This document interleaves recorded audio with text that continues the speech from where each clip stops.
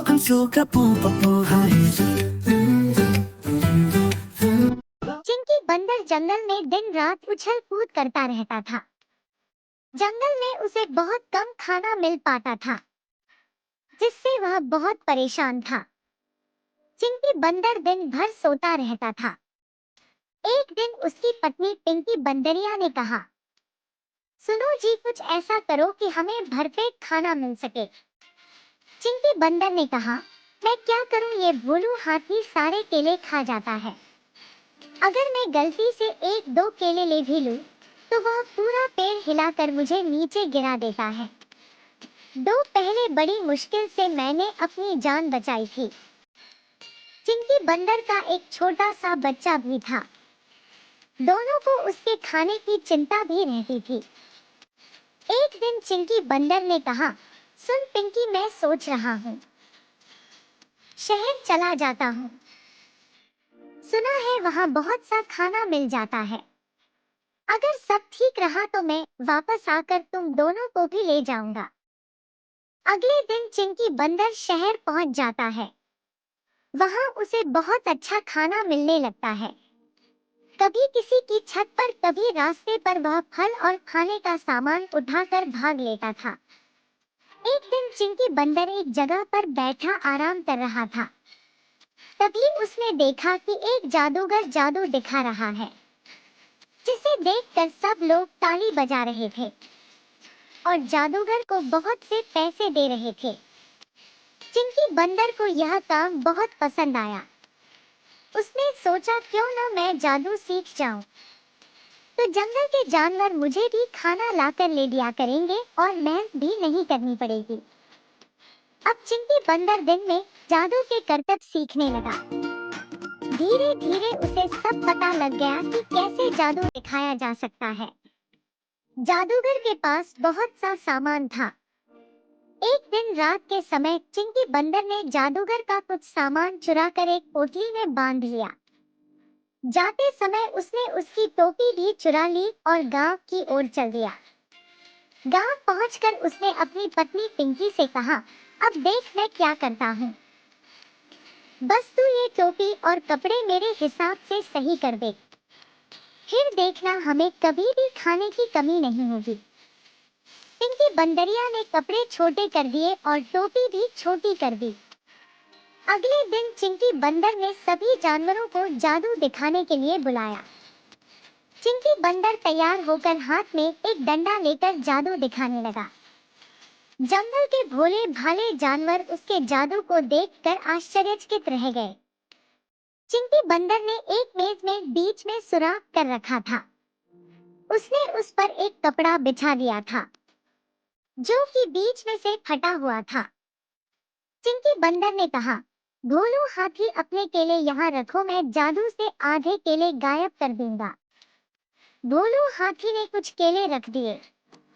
इधर उसने पिंकी बंदरिया को सब समझा दिया था। वह मेज के नीचे बैठ गई और जैसे ही चिंकी ने केलों पर कपड़ा ढका, उसने मेज के सुराख से आधे केले निकल लिए। चिंकी ने कपड़ा हटाया तो वहां आधे ही केले थे। यह देखकर सब ताली बजाने लगे। चिंकी बंदर ने कहा, मैं किसी का भी खाना गायब कर सकता हूँ। अगर तुम सब अपना खाना बचाना चाहते हो, तो हर दिन मुझे अपने खाने का आधा दे जाया करो। यह सुनकर सभी जानवर डर गए।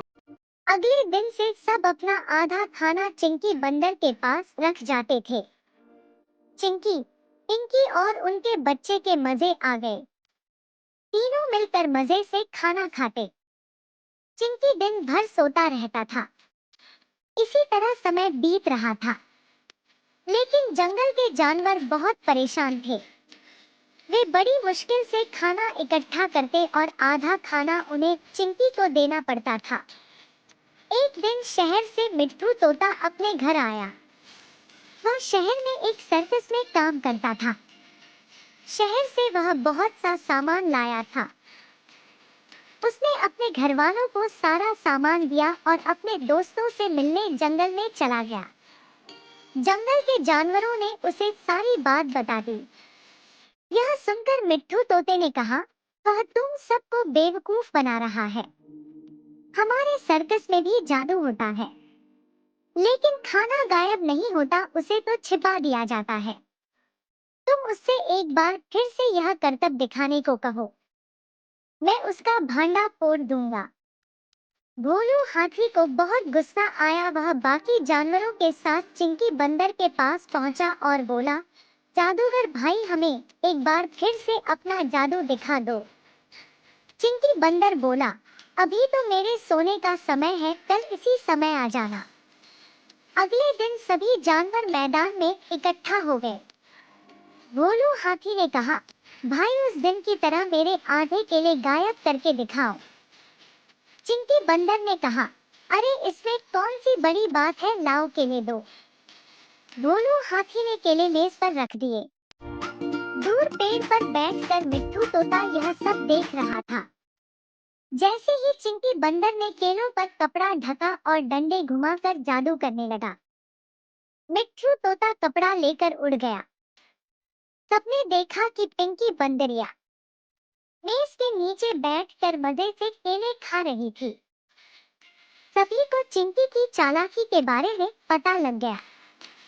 चिंकी बंदर को भोलू हाथी ने अपनी सूंड से उठा लिया। वह डर के मारे कांपने लगा। भोलू हाथी ने कहा, अब तुझे सारा दिन जंगल से खाना इकट्ठा करके हमें देना होगा। बहुत दिन आराम कर लिया, अब तुम दोनों सभी जानवरों के लिए खाना इकट्ठा करो, नहीं तो मैं तुझे कुचल कर रख दूंगा। चिंकी बंदर ने माफी मांगी और अगले दिन से वह खाना इकट्ठा करने लगा था। साथ में पिंकी बंदरिया भी उसकी मदद करती थी। Please like and subscribe, it's the thing to do. Hit that bell and